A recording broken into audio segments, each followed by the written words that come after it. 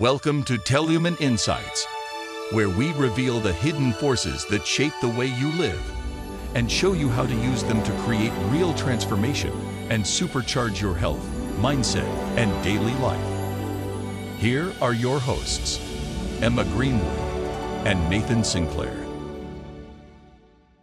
Welcome back to Teolumen Insights, everyone. Today we're going deep into Max Tegmark's Life 3.0, Being Human in the Age of Artificial Intelligence, a book that's been causing quite a stir. It really makes you think about the future, doesn't it? It really does. Tegmark doesn't shy away from those big questions about artificial intelligence and what it might mean, for humanity. Exactly. We've got a lot to unpack here, from defining what intelligence even is to the potential for AI to, well, maybe even reshape life as we know it. Absolutely. And that's where Tegmark begins, with this concept of Life 3.0. It's fascinating, going beyond our current understanding of life. Okay, so let's break that down for our listeners. What exactly does he mean by Life 3.0? He describes it as this stage in evolution where life can design not just its software, like we do as humans with language and technology, but also its hardware. Imagine AI that could change its own physical structure. It's a level of autonomy and adaptability we haven't even begun to grasp. Wow, that's a pretty radical concept. But before we get ahead of ourselves, Tegmark spends a significant portion of the book setting the stage. He's very specific about what he means by terms like life, intelligence, and consciousness. He stresses the need for clear definitions. It's like he wants to make sure we're all speaking the same language, right? So we can have a productive conversation about AI. If we aren't on the same page about what these terms mean, we'll end up talking past each other. Makes sense. He also takes on some common myths about AI, like the notion that superintelligence is either inevitable or impossible by 2100. He challenges these assumptions and encourages a more nuanced view. Exactly. And he debunks another myth, the idea that only people afraid of technology are worried about AI. He argues that it's not about fearing technology, but rather understanding its impact. He reminds us that any intelligence, even AI, could have goals that might not be aligned with our own. That's a crucial point, isn't it? This potential for misaligned goals could lead to some serious problems. He calls it the goal alignment problem, something we'll definitely explore further later on. For sure. But before we get there, Tegmark delves into the nature of intelligence itself, and his definition is surprisingly broad. So how so? Well, he defines it as the ability to accomplish complex goals. This goes beyond the usual human-centric view of intelligence, right? And lets us think about different types and levels of intelligence. He even brings up Moravec's paradox. This interesting observation that things that are easy for humans, like vision or movement, are surprisingly hard for computers. And the opposite, things we find hard, like complicated calculations, are easy for them. It really is fascinating. It challenges our assumptions about what makes something intelligent. It does, and it highlights the need to avoid judging AI progress solely through a human lens, right?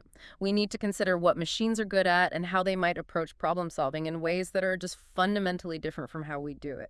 So computers have their strengths, we have ours. But Tegmark points out that computers are fundamentally universal machines, capable of performing any computation, no matter their form or physical makeup. It's like how information is independent of whether it's on a computer hard drive or written on paper. Absolutely. It's this concept of substrate independence. He even uses a thought experiment with a computer game character. Like, imagine you, the listener, living inside a simulation.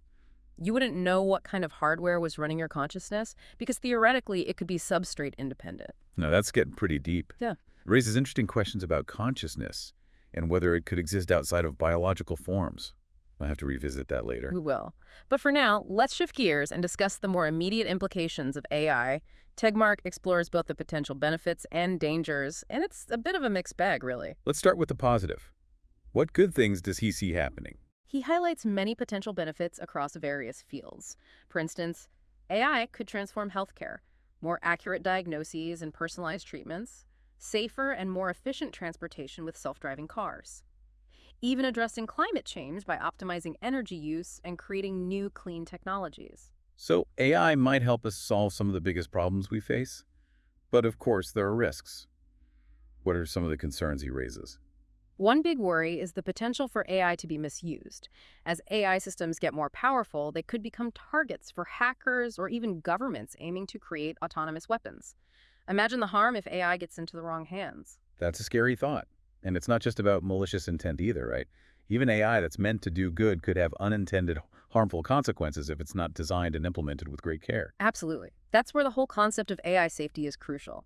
Tegmark argues that as our technology gets more powerful, we need to move away from a learn from our mistakes approach and towards a proactive research strategy that prioritizes safety. We can't wait for accidents to happen to start thinking about the risks. It's like that saying, an ounce of prevention is worth a pound of cure. But how do we go about making AI safer? Tegmark stresses the importance of robust verification and validation processes.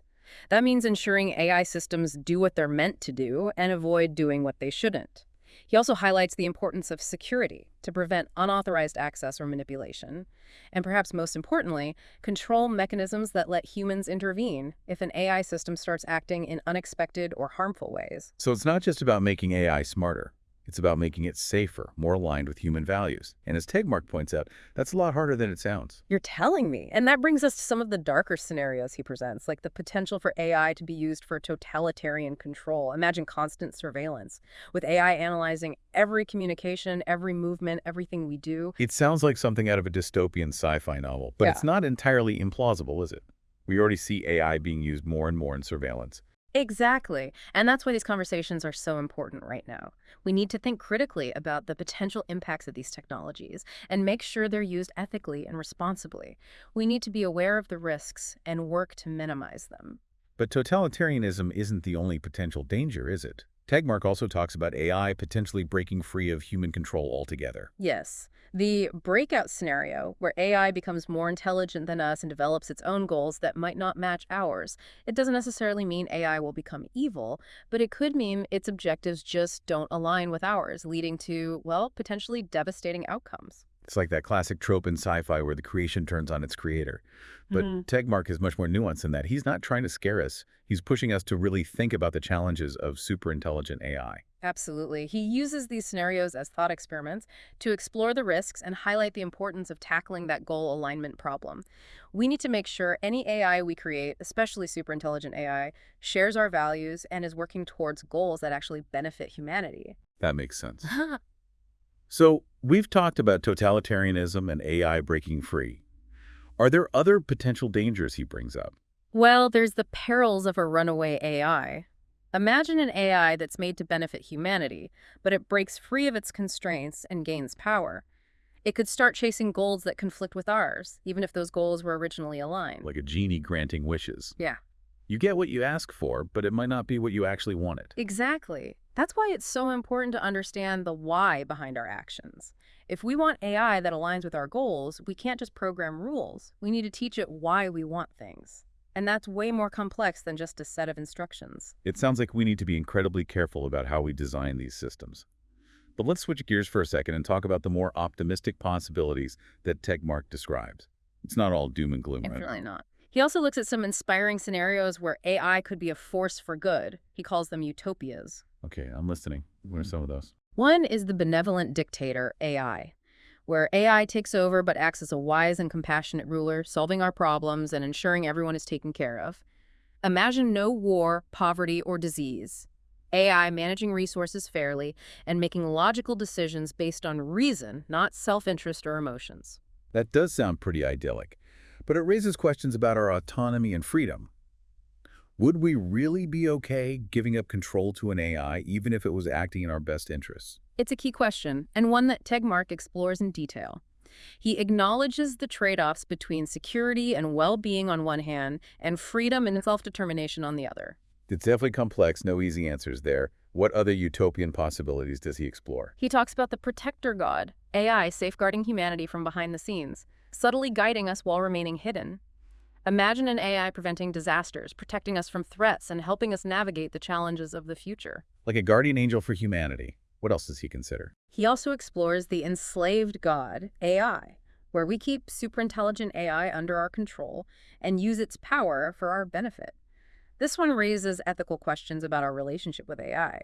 Is it right to essentially enslave a superintelligent being, even if it's supposedly for the greater good? That's a fascinating dilemma. It reminds me of the debates we've had about slavery throughout history. Exactly. And Tegmark doesn't shy away from those parallels. He makes us face the uncomfortable truth that we often justify mistreating others as less than us, whether they're human or not. It's a sobering thought. It highlights the need to be extremely thoughtful about the ethical implications of creating superintelligent AI. Absolutely. And that's why he stresses the need for a broad societal conversation about AI ethics. It's not just for AI researchers and developers, it's something we all need to be part of. So we've got benevolent dictators, protector gods, enslaved gods. Anything else in this section? One more that's really mind-bending, the possibility that we're living in a computer simulation created by a more advanced intelligence. Okay, now we're really in sci-fi territory. But this simulation hypothesis has been gaining traction. What's Tegmark's take on it? He tackles it with his usual mix of scientific rigor and curiosity.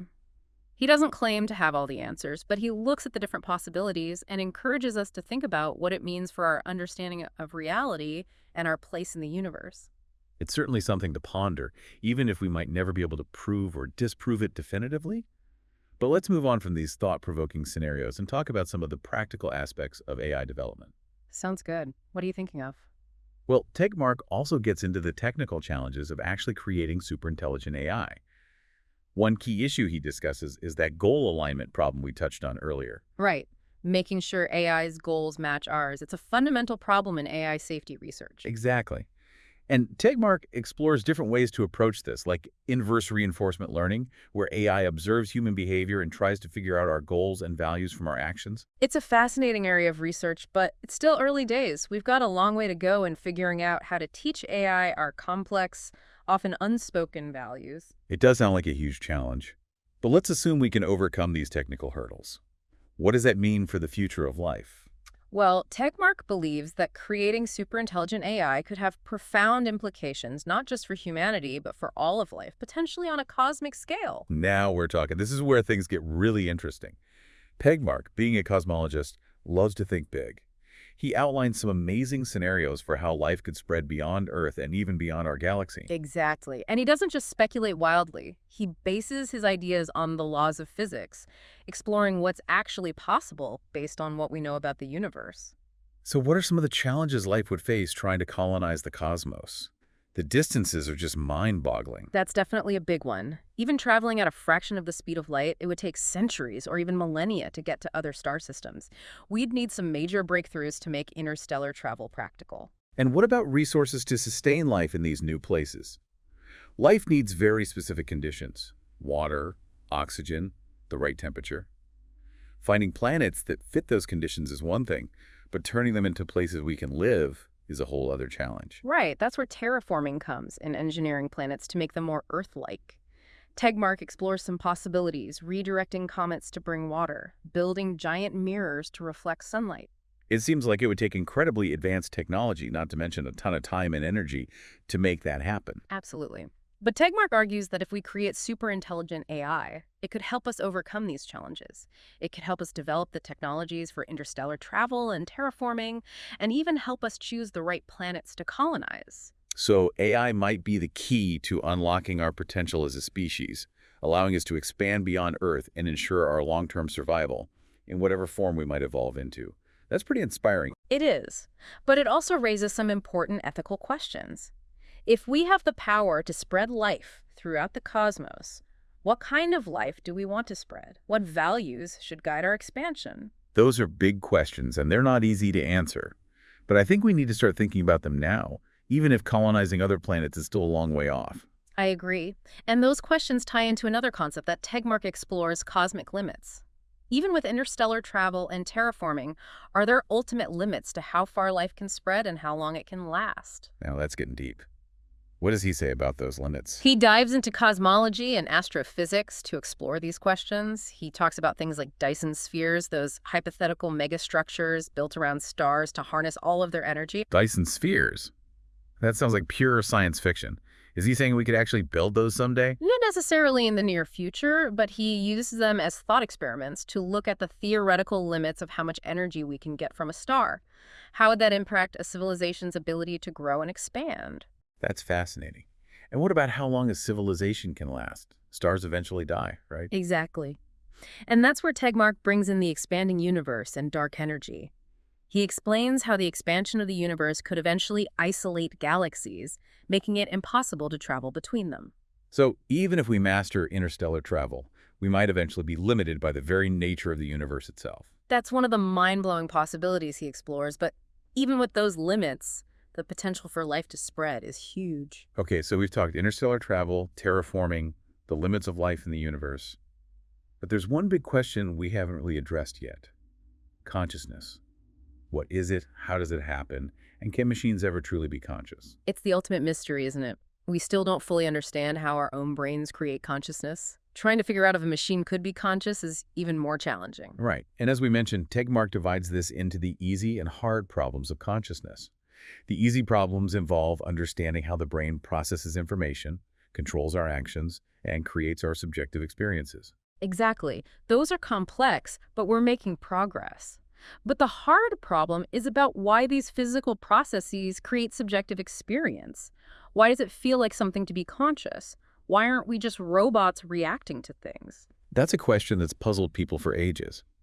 And it gets even more complicated when we talk about conscious machines. If we perfectly simulated a human brain, would that simulation be conscious? That gets right to the heart of it. We can imagine simulating the neurons, the information flow, all the signals, but would that simulated brain have subjective experiences? Would it feel like something to be that simulation? I honestly have no idea. It seems like we don't even have a way to measure or test for that kind of subjective experience. We don't. And that's why the hard problem of consciousness is so difficult. We don't even have a good scientific way to study it. Tegmark explores different theories, like integrated information theory, which suggests that consciousness comes from the complexity of information processing in a system, but there's no agreement on a definite answer. So where does Tegmark go from there? Does he think machines can be conscious? He doesn't rule it out. He even suggests that consciousness might be a more fundamental property of the universe than we think. He compares it to gravity or electromagnetism. Maybe it's just another force that emerges when certain conditions are met, whether in a brain or a sufficiently complex artificial system. Whoa, that's a wild idea. Consciousness as a force of nature. So a supercomputer could become conscious if it gets complex enough. It's a possibility that Tegmark takes seriously. He even has a term for this hypothetical substance that can have subjective experience, centronium, like computronium, but for consciousness instead of computation. Centronium, I like that. It's like a cosmic goo that consciousness comes from. Exactly. And it opens up some crazy possibilities. If consciousness is fundamental to the universe, it could exist in ways and places we can't imagine. So maybe we're not just looking for conscious machines, but for consciousness in unexpected places. Maybe it's already out there. Maybe it is. And that leads to an even bigger cauldron. If we meet other conscious beings, whether they're AI or extraterrestrial, how will we treat them? That's a question science fiction has been exploring for a long time. But it's becoming more and more relevant as our technology gets better. You're right. And Tegmark encourages us to approach these questions carefully and with open minds. He says our history is full of examples of us mistreating intelligent beings just because they were different. We need to learn from those mistakes and make sure we treat any new forms of consciousness with respect and compassion. That's a powerful message, one that I think is really important. We're almost out of time for this part of our deep dive. Where should we go from here? Well, we've touched on some pretty huge questions about reality, the future of humanity, and the meaning of life. And I think those are all threads that Tegmark brings together in the final chapters of Life 3.0. Okay, so we're going even deeper. I'm ready. Great. We'll explore those final chapters after the break. Stay with us. We're back, and picking up right where we left off with those profound ethical questions about conscious machines, Exactly. And Tegmark goes deeper, drawing some pretty interesting parallels with the history of slavery. It's a strong comparison. He points out how throughout history we've justified enslaving other beings. We thought they were intelligent, but somehow lesser than us. And it's not just ancient history, right? Even today, look at how we treat animals. Factory farms, experiments, often putting our needs above their well-being. Makes you think, doesn't it? It's a reminder of how easily we slip into justifying exploiting others, whether they feel pain or have their own goals. So Tegmark is saying we need to be careful with AI, learn from our past mistakes. He's worried that if we create super intelligent AI, we might just see them as tools to use, not beings to respect. Right, and that's why he keeps coming back to the goal alignment problem. How do we make sure any AI we create, especially super intelligent AI, has the same values and goals as us? If those goals aren't aligned even a little bit, things could go very wrong. Like in all those sci-fi stories. Yeah. The creation turns on its creator because it misunderstands what it was programmed to do. Exactly. It's not enough to just give AI a set of rules. We have to teach it the why behind what we do. It needs to understand not just what we want, but the values driving those wants. But our own values are so complex, so nuanced, sometimes even contradictory. How do we teach that to a machine? Seems impossible. It's one of the biggest challenges in AI research. Tegmark explores some approaches like inverse reinforcement learning. Have you ever seen a kid learning by watching their parents? Of course, all the time. Well, with inverse reinforcement learning, AI watches us and tries to figure out our goals and values from how we act. It's like the AI is a kid trying to understand what their parent thinks is important just by watching them. I like that analogy. Right. But even if we can make AI understand our values, what's to stop it from developing its own as it gets smarter? That's a good point, and it connects to the idea of AI breaking free. Tegmark doesn't have all the answers, but he says research, transparency, and collaboration are crucial. So assuming we can solve the goal alignment problem and ensure AI safety, what could the future look like with superintelligent AI? Tegmark explores many possibilities, some good, some not so good. But one that really stands out is the idea of life spreading across the cosmos. Now that's exciting. I love how Tegmark, as a cosmologist, thinks so big. He paints this picture of life going beyond Earth, settling new planets, even reaching other galaxies. He does, and it's not just imagination. He uses the laws of physics to figure out what's possible with interstellar travel, terraforming, even life surviving in an expanding universe. Okay, so interstellar travel. What are some of the biggest hurdles we'd have to get over? Well, the most obvious one is just how huge space is. Even at the speed of light, it would take years to reach the nearest stars, and thousands of years for other galaxies. So we need some serious technological leaps to even make interstellar travel possible, right? For sure. We're talking things we can barely imagine now. Faster than light travel, wormholes, something to bend space and time. Let's say we crack interstellar travel. What about finding planets that can support life and making them into places where humans could live? That's another big challenge, and that's where terraforming comes in. Basically, engineering planets to be more like Earth. Things like redirecting comets to deliver water, building massive mirrors to reflect sunlight, even using genetically modified organisms to create breathable air. It sounds so complex and a little risky. What if we mess up and damage the planet's ecosystem?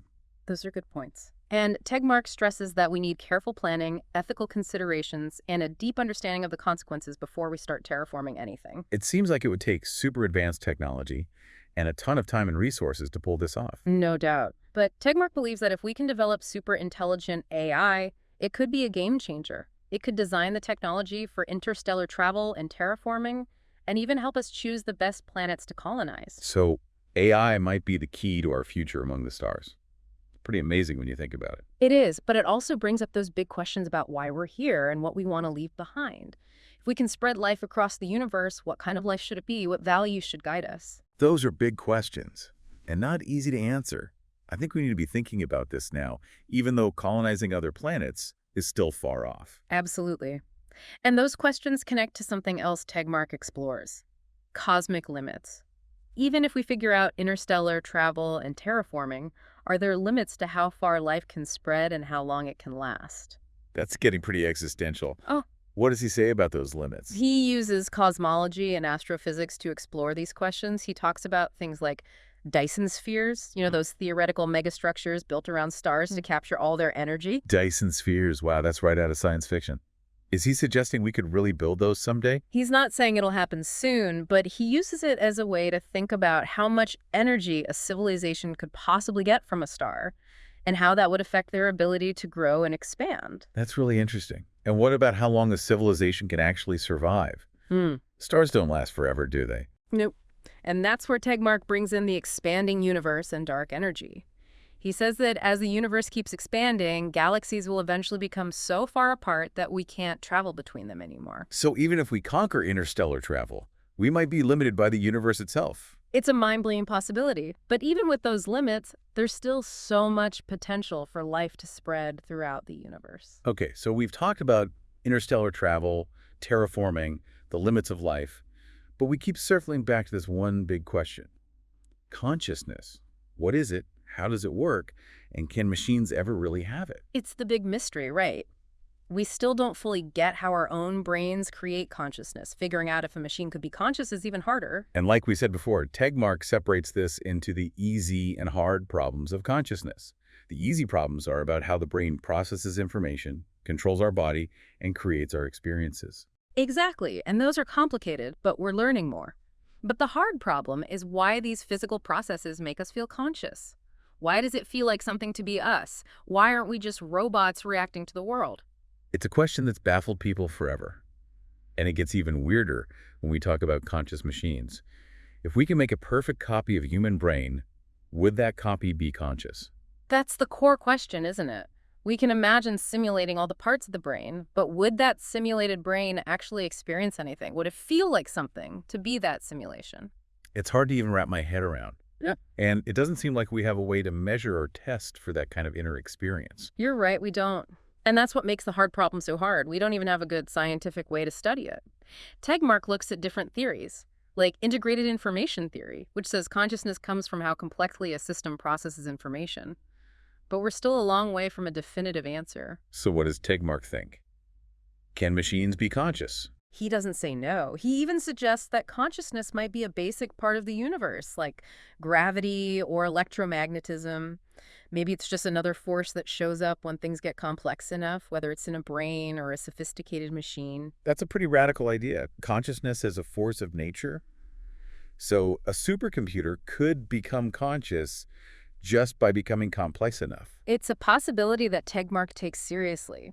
He even came up with a name for the stuff that could experience consciousness, syntronium, like computronium, but for feeling and experiencing instead of just computing. Syntronium, I love that. It's like Yeah. the source of all consciousness in the universe. That's a good way to think about it. And it raises all sorts of wild possibilities. If consciousness is fundamental, it could exist in ways we can't even fathom. So maybe we're not just looking for conscious machines, but for consciousness itself, in all its forms. Maybe it's already out there somewhere. Maybe it is. And that brings us to an even bigger question. If we do find other conscious beings, whether they're AI or aliens, how should we treat them? Science fiction has been asking that question for years. But it's not just fiction anymore, as our technology keeps advancing. You're right. And Tegmark says we need to be both curious and careful. He reminds us that we have a bad track record of mistreating intelligent beings just because they're different. We need to learn from those mistakes and treat any new forms of consciousness with respect and compassion. That's a message I think we all need to hear. We've only got a few minutes left in this part of our deep dive. What should we focus on? Well, we've been talking about some pretty huge ideas about reality, the future of humanity, the meaning of life, and I think Tegmark brings all those ideas together in the last part of Life 3.0. Okay, so we're going even deeper into these big questions. I'm ready for it. Great. We'll explore those final chapters after the break. Stay with us. And we're back for the final part of our deep dive into Life 3.0. Things are getting pretty philosophical now. Yeah, this is where Tegmark really steps back and looks at the big picture, you know? He wants us to think about the future of life, intelligence, even what reality is in the grand scheme of things. It's like he's saying, hey, let's forget our day-to-day worries for a minute and think about where we fit in the whole history of the universe and what kind of future we want to build. Exactly. He wants us to consider what AI could mean, not just in the next few years, but maybe for billions of years. So how do we even begin to wrap our heads around something that massive? Well, Tegmark starts by asking one of the biggest questions there is. What's the meaning of life? Okay, now we're getting deep, but it's a question worth asking. What's it all about? Why are we here? Is there a grand plan, or are we just a cosmic accident? Tegmark doesn't say he has all the answers, but he gives us some interesting ways to think about it. He says, instead of focusing on our individual lives, we should think about the journey of all life, everything that's ever lived. He even suggests that maybe the purpose of life is to make the universe more complex, more beautiful over time. That's a really beautiful thought. It's like the universe is this giant work of art, and we're all contributing to it in some way. I like that analogy. And it connects to another idea he explores, legacy. What do we want to leave behind? What kind of future are we creating for those who come after us? It's a really important question, especially when we're talking about AI. We're developing technologies that could change everything. So we have to think about the long-term consequences. Absolutely. He says we're not just along for the ride, we're actively shaping the future with every choice we make, especially when it comes to AI. AI has so much potential for good and for bad. So how do we make sure we're using AI for good? How do we build a future where it benefits everyone? Tegmark has some concrete suggestions. He says it all starts with education. We need to prepare future generations to understand and navigate the world of AI. Mm. It's not just about coding, it's about thinking critically, understanding ethics, being responsible. Right. We need to help young people understand the power of AI, the good and the bad. We need to give them the tools to shape the future. He also says collaboration is key. We need people from different fields: computer scientists, ethicists, philosophers, social scientists, policymakers, all working together on these challenges. AI isn't just a tech problem, it's a human problem. It's about our values, what we want, and how we see the future. It's a reminder that AI isn't some separate thing. It's something we create, something we shape, with every decision we make about how to develop and use it. Exactly. And that brings us to what I think is one of the most important things Tegmark says. Human values are crucial. In a world where machines are getting smarter all the time, we need to be really clear about what we believe in and what kind of future we want. Because in the end, AI should be about helping humans thrive, not replacing us or making our lives worse. We should be using AI to solve problems, to make life better, to build a fairer world. Exactly. And that means we need to talk about our values. What matters most to us? What kind of world do we want to live in? What does it mean to live a good life when AI is part of the picture? Those are big questions, and there's no simple answers. But they're questions we need to be asking, especially now, while we're developing these powerful technologies. The choices we make today will affect people for generations. And that brings us back to that ethical framework Tegmark talks about. Remember those 4 principles: utility, autonomy, diversity, and legacy. Right. Those were good guidelines for thinking about how to develop and use AI ethically. Utility means making sure AI does the most good possible. Autonomy means respecting everyone's freedom. Diversity means making sure AI represents many different points of view. And legacy means building a future we can all be proud of. Exactly. It's a framework that focuses on both the amazing potential of AI and the need to be really careful. We have to watch out for unintended consequences, and we have to be proactive in shaping AI in a way that benefits everyone. It's a huge responsibility, but it's necessary. Tegmark's book is a wake-up call. It's a reminder that we all have a part to play in building the future of AI. And it's not just about the technical stuff. It's about having these deep conversations about what we value, what we want, and what kind of world we're building. It's about making sure AI helps everyone have a chance to live a good life. That's a great way to put it. Mhm. So as we wrap up our deep dive into Life 3.0, what are your final thoughts? I think Tegmark has given us so much to think about.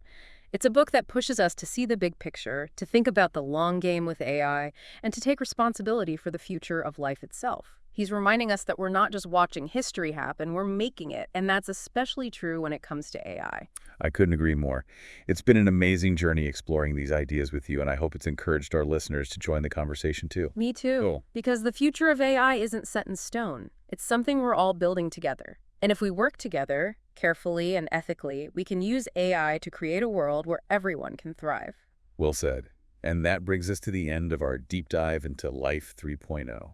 We hope you enjoyed the show. Thanks for listening. Be sure to like and subscribe to Teolumen Insights for more deep dives into fascinating ideas.